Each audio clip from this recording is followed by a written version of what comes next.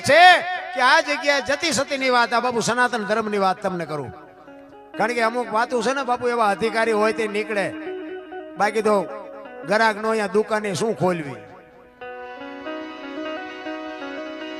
અમુક વાતો બાપુ 5 લાખ રૂપિયા ખર્ચીને કલાકારને લાવજો બાપુ, નહીં નીકળે. એવી મારી ગુરુ મહારાજની મારી માથે કૃપા છે. હું એવું અભિમાન નથી કરતો, બાકી આ દુનિયા મને સાંભળે છે ને બોલાવે છે ને, એ બાપુ કઈક જુદી બાબત છે. મને દુનિયા માને ન માને એની મને કોઈ જરૂર નથી. મારા સકન લે ન લે એની મને કોઈ જરૂર નથી. મારું સારું બોલે ન બોલે એની કોઈ જરૂર નથી. બાકી અમુક તો બાપુ પાવરથી હું કહું, મારી પાસે જે અમુક ટકાવાળી વાત છે ને બાપુ, કોઈની પાસે નહીં હોય. મારા ગુરુ મહારાજની બાપુ એવડી કૃપા છે. અને મારો ગુરુ આજે આ દુનિયામાં છે નહીં, પણ બાપુ ગરાસિયાનો શું કરંટ છે એના કરતા 10 ગણો કરંટ હતો બાપુ. મને હોત હોપડાવે, હેઠીનો બે કે તારું પાંચું ન આવે આમ. અને એવા ગુરુ પાસેથી જ કંઈક જડે. પંપાળે એની પાસે કશું ન હોય. પંપાળે તો સમજી લેવાનું તમારા ખિસ્સાને તળિયા બધું ખાલી કરે. આ તો એમ કે તારો પૈસો નથી જોતો અને તું મને પગે ન લાગતો કઈ નહીં, બાકી માર્ગે છે ને કે મરી જાય કોઈ બાપો ધણી નહીં થાય. હું છે ને બાપુ હું એક કહું છું, પાપીમાં પાપી. મને આ પોગાડ્યો હોય ને બાપુ, આખી વાત હું શું તમને કરું ભલા મને. એવી એટલા માટે કહું છું કે બાપુ સંતની કૃપા જે હોય ને, એ આ દુનિયાથી ઓલી દુનિયા સુધી પુગાડી દે. સંતની તાકાત હોય.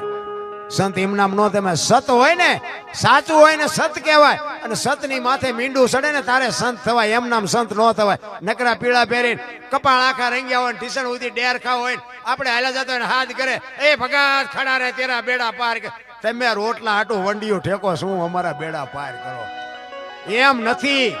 એ તો બાપુ એના ચીપિયા ખાવાની તૈયારી હોવી જોઈએ, એની ગાળ્યું ખાવાની તૈયારી હોવી જોઈએ. અને અડધી રાતે એમ કે ને કે આ કામ કરવાનું, તમારા હાથે કામ પડ્યા મૂકીને જવાની તૈયારી હોવી જોઈએ. એમ નામ ન મળે.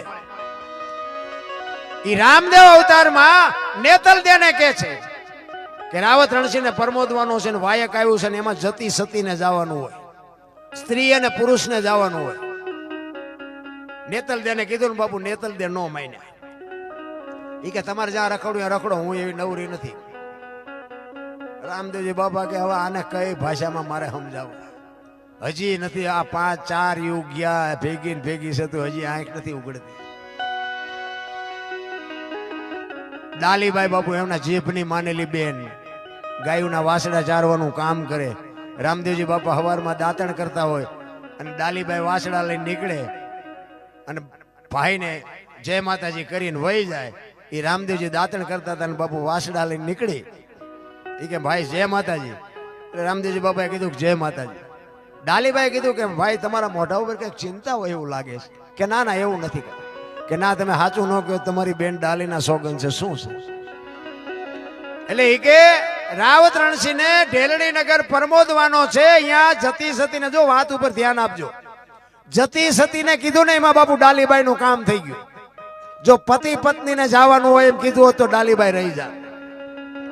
જો આ શબ્દની મારી શબ્દ બાપુ પકડાઈ જાય ને, એટલે ગોળ બંગાળનો રાજા ગોપીચંદ ને 92 લાખ માળવાનો ધણી ભરતરી સાધુ બની ગયા. શબ્દ પકડાઈ જવો જોઈએ. કે એમાં જતીને સતીને, સ્ત્રીને પુરુષને જવાનું હોય અને તારી બા ના પાડે છે. હું વિચાર કરું છું કે અહીંયા જવાનું છે, તેથી શું થશે? અને તેથી ડાલીબાઈ એમ કે છે કે સ્ત્રીને પુરુષને બેને જવાનું હોય તો કે હા. તો કે તમે પુરુષ છો ને મારી બા નો આવે તો હું સ્ત્રી છું, નો આવું, નો હાલું? બાપુ રામદેવજી બાપાની આંખોમાંથી પાણી પડ્યો. એ કે તું હાલ ખરી, પણ જગત શું વિચાર છે? તેથી આ ભારતની આર્ય નારી, તેથી જગતની જોગ માયા એમ કહેતી હોય કે હું તારો ઢીસણ દબાવીને બેસ, તારું પેટમાં જો પાણી ન હલતું હોય તો મને આવવામાં કોઈ વાંધો નથી. બાપુ આ કઈક કરી શકે. અને બાપુ જો આ ડાલીબાઈ કરી ગયા, નેતલ દે રહી ગયા. રામાબેન ના આખ્યાન રમતા છે, એમાં તમે જોયું છે. ડાલીબાઈ આવે 4, માફ કરજો, નેતલ દે આવે ખાલી 4 ફેરા ફરવા, પછી કાંઈ કોઈ ઇતિહાસ માલપા દેખાતો આપણને નથી દેખાતો.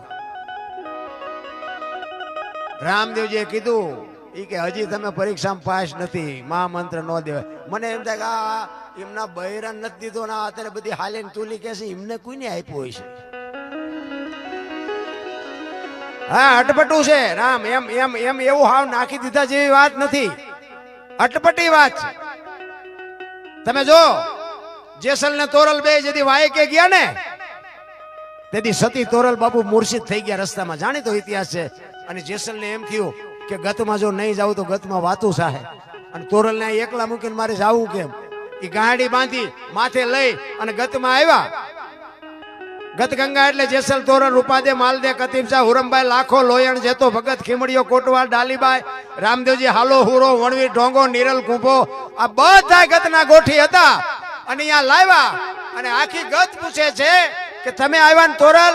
તો કે આ ગાડી છે બધું. એ ગાડી ખોલી આખી ગત આરાધ કરે છે.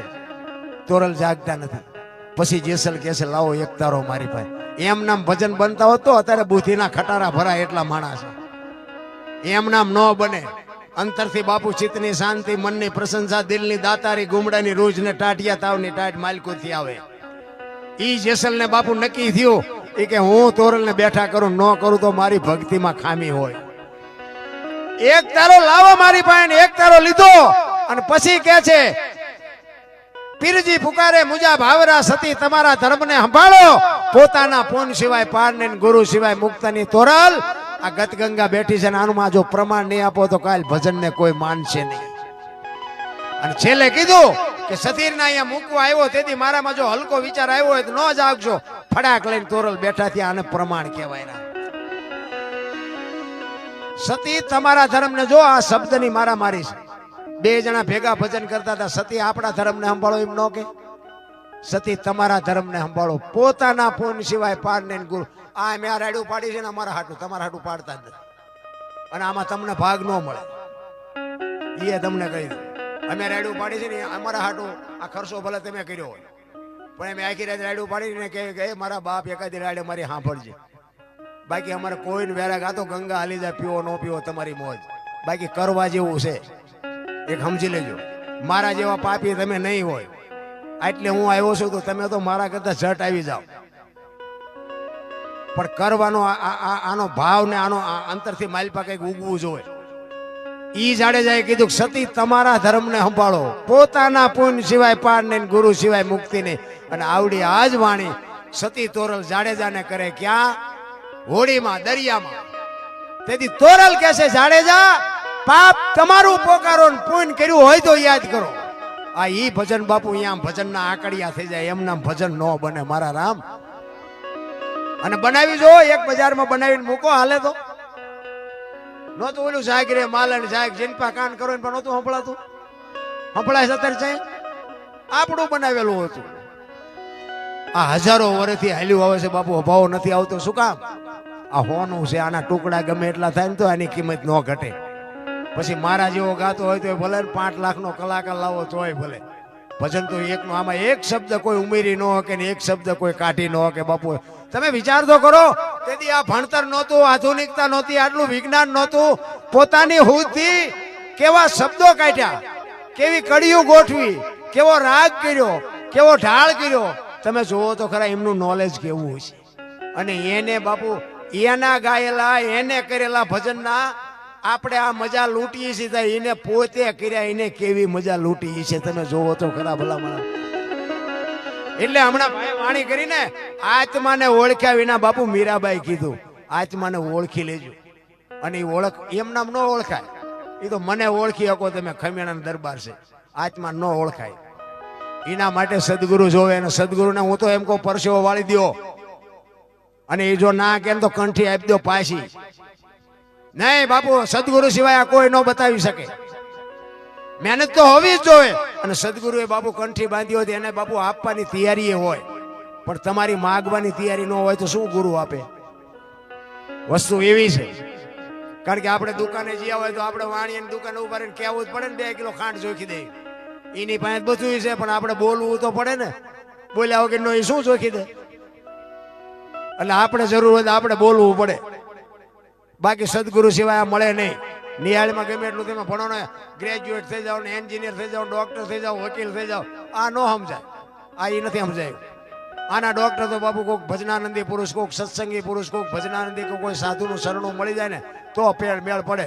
બાકી નો મેળ પડે. બાકી સોપડીમાં જોઈ જઈને કેટલાય ગાય છે અને હાલે છે બધા. એમ નથી બાપુ. ભજન મને સમજાય તો જ હું તમને સમજાવું. એમ નામ નથી.